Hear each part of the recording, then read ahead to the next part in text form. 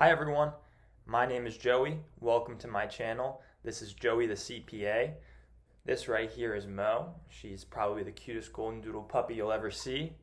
And today we are going to talk about the 6 steps that'll get you to pass the CPA exam on your first try. As someone who literally just passed the CPA exam a couple of months ago, everything is super fresh in my mind. And when I started the process, I kind of looked around on YouTube and the internet for a really good guide on what I should be doing to kind of give me some peace of mind. And it was something that I really was expecting to find and didn't. And so I kind of wanted to make this plan that people could use, that I used, that helped me get through the exam and can help you get through the exam too. It's super daunting when you start out, but if you break things down step by step, I feel like it really isn't too bad. So here are the 6 steps that'll get you to pass the CPA exam. Step number 1 is to take your college courses seriously. And this is something that kind of was lost on me until I got to studying and taking the exam itself. But the content that's tested on the exam really starts with the college courses that you take and the things that you learn in some of those big classes like intermediate accounting, advanced accounting, even all the way back to principles of accounting. You'll also find the tax accounting, the audit. All the stuff that you learn in college is ultimately what's being tested on the exam. So one of the biggest pieces of advice that I can give looking back on my college experience as someone who didn't really think about this when I was in college, big yawn girl, is take the college courses seriously. If you learn things in your college courses and you understand them rather than just learning them to regurgitate on an exam, that's going to make the studying process so much easier, because ultimately when you get to studying for financial, for audit, for tax, even for BEC, which is a lot of business and economics concepts, if you understand the things that you learn in your classes, it's going to be more of a review in those study modules than it is going to be reteaching yourself. So one thing I would say is take those courses seriously. I was very lucky in college to have a great professor who stressed this right off the bat in our intermediate accounting class. She said that class would be the baseline for the CPA exam, and her goal wasn't just to teach us the stuff that we needed to know to pass our exams, it was to prepare us for that end goal of the CPA exam.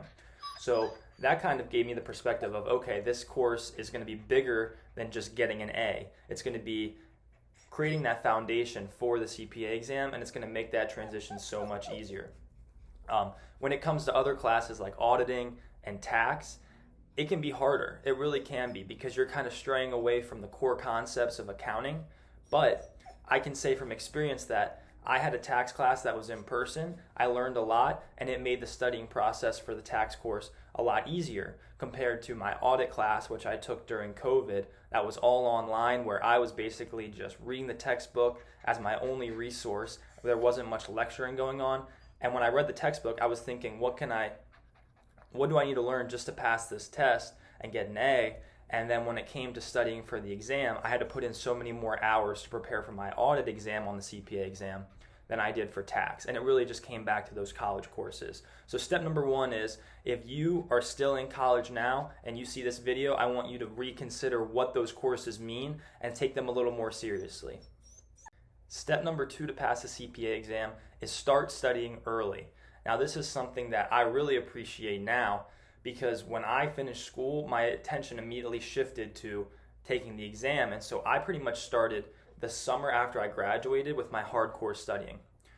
For other people, they might think, okay, I just finished school, I want to take a little break, I want to give myself some time, which I think is really important, and that should definitely be something that people do. But the longer you wait, the harder it's going to be to find that motivation. And if you start getting out maybe 6 months, a year after you finish school, I found personally that I was able to just kind of roll my momentum from finishing college right into my studying, and having that goal in mind of passing that first test, it made it a lot easier for me to get it done. I know a lot of firms, when you get a job, they won't start you until the fall, which is perfect, because then immediately right after school ends, you can start focusing all summer on just preparing for the exams.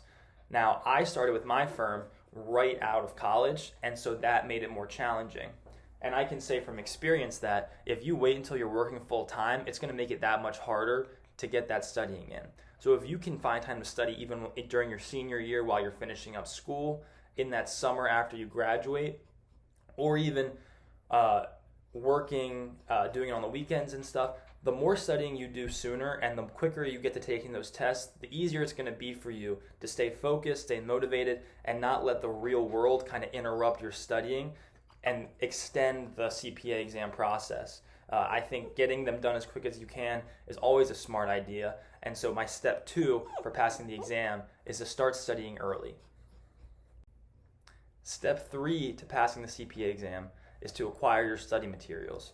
Now this is huge.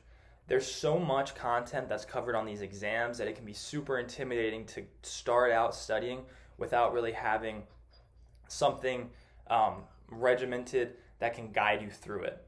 And so I think study materials were a huge part of how I passed the exam and how I studied, and I would recommend to anybody to get some study materials however you can.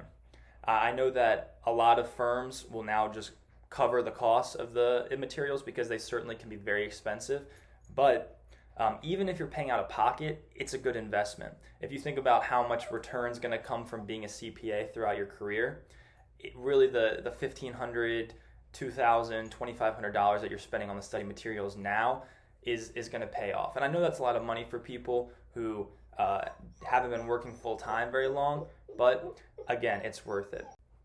I had the option to pick what study package I wanted, and so I got the Becker. I had heard a lot of good things about Becker. I know that they're a very, very reputable company, and I really enjoyed their product. I think the combination of lectures, multiple choice questions, and practice exams really was helpful for me, and I think I really enjoyed the lecturers who kind of walked you through all of the content, and they kind of kept it entertaining while, teaching you these concepts that honestly aren't the most exciting. So Peter Olinto, Tim Garrity, Mike Brown, all those guys at Becker, I really enjoyed the way that they taught the material, and I think that kept me locked in even as it got monotonous and boring and tedious to get through all the material. So I definitely would recommend acquiring those materials as your third step, and then that'll give you a great starting point for the actual studying process. If you're wondering where Mo went, she decided it was time to lay down and take a nap. But the fourth step to passing the CPA exams is to pick the right order to take the exams that's going to work the best for you. Before I started studying, I put a lot of thought into this, and the idea that I came up with was I wanted to take the exams in order of hardest to easiest, and the most time required to study to the least time required to study. Because I knew, based on how I am as a person, my motivation was going to kind of decline as I went on. I was going to be super motivated to take my first exam and study for that, but then as I got to the third and the fourth one, I was going to kind of be a little more lackadaisical and probably not study as much as I should. So I wanted to get the hardest and the most content out of the way first, and that was FAR. After that, I kind of thought of audit and tax as both similar type of exams, and I decided to take audit first because I thought that one was going to be more difficult for me. I had a better experience in my tax class, and I had tax internship experience that had a higher level of familiarity with it. So then I took audit next because I knew I was going to need to study a little bit more for audit. Then I took tax. I thought that one wouldn't be quite as much requirement as audit. And then BEC is kind of known to be not the easiest, but the concepts I found weren't as challenging to study, and I remembered a lot of things from college, so it was more of a review, and I didn't have as much of an issue taking the exam. Another important note here, as you're planning what order to take the exams, is planning when you actually will take the exams, because you can pay for them individually or as a group, but then once you pay for them, you have 6 months from that date to take the exam. I actually didn't know this when I started, so I paid for all 4 of mine, not realizing that it would mean I would have to take them all within a 6-month block, and then I was forced to, starting in September when I took my first one, to then take my fourth by, I think it was March. And obviously I work in tax, and tax season was in full swing at that point, and that made it even harder for me. But planning out the dates and how much time between the exams is a huge part of taking them. But to be fully transparent, I actually failed my first tax exam, which sounds terrible because I work in tax accounting and I have a lot of experience in tax. But what happened was because I scrunched all these exams into such a small window, I only gave myself a month between taking my audit exam, which I passed in November, and then my tax at the beginning of, I think it was beginning of January. And obviously, this is a super crazy time. I bought a house in December. Christmas was in December. I pretty much just wanted to think about anything except the CPA exams. And so I didn't study at all. I was hoping after passing my first two on my first try with pretty high scores that I could get away with just using my experience, and I was dead wrong. There was so much on that exam that I really hadn't been exposed to. And so I had to learn the lesson the hard way with failing and having to pay to take that exam again. Then that kind of like refocused me. I had another month before BEC and knocked that one out easily. And then I gave myself another month to retake the tax exam. And at that point, I actually studied for it and I got a 94, I think, on it. So really, if you give yourself the time and you do the studying, doesn't matter what order you take them, you're going to pass them. But I found that going hardest to easiest and also giving myself enough time in between the exams to actually work through the material was easy for me, and it made taking the exams super simple, even though I failed the tax my first time around. The fifth step to passing the CPA exam is to actually work through the study material. And this is going to be the longest step in the process. There is a lot of content that you have to get through. The nice thing is once you acquire the study materials, they are built to help you pass the exam. These companies, like from my personal experience, I use Becker, they know exactly what it takes to get a passing score on the exam. They will teach you all the things that you need to know to be prepared to go and sit for the exam. And they'll give you plenty of resources, whether it be flashcards, multiple choice questions, practice exams. I really enjoyed the guided lectures. They will give you plenty of resources to understand the concepts and get the job done. It's more about taking the time and actually working through the material, taking notes, and getting the job done. Personally, as I started studying, I realized that I actually didn't need all of the material that they were offering me. At first, I went module by module, watching the guided lectures and watching the instructors walk through and do examples of all the important material. And then I would go and do all of the multiple choice questions and all of the free response questions. And honestly, I found that was overkill. For me, I watched the guided lectures. I went through the examples in the textbook that they walk you through for those guided lectures, and I took notes. I would have one screen of my computer up with the lecture, and I would have another one up with a Word doc, so I could just type away at all the important stuff that I wanted to kind of register in my brain. And once I got that down, I would do the practice multiple choice questions at the end of the lecture. I would knock those out and make sure I understood them, and then I would move on to the next module. I didn't need all of the extra multiple choice questions and the free response questions because I found that I had enough confidence in the material after the lectures. But for other people, that may not be the case. And the nice thing is those resources are available if you need them or not. So I went through exam by exam, module by module. I worked through all of the lectures. I took notes on all of them.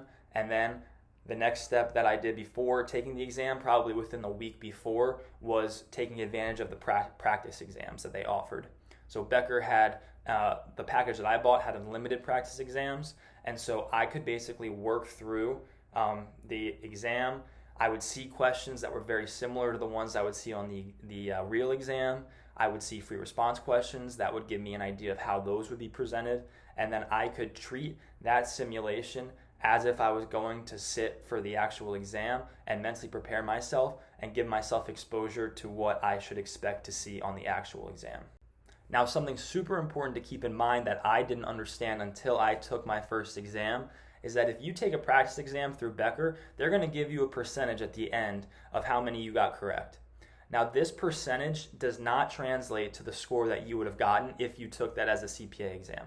There are a lot of other factors that go into how the AICPA scores the CPA exam. They consider how you do relative to other test takers. They throw out certain questions that maybe most people get wrong. It's almost like they have a little bit of a curve in the exam scores. And so I took 2 practice exams the day before my first FAR exam.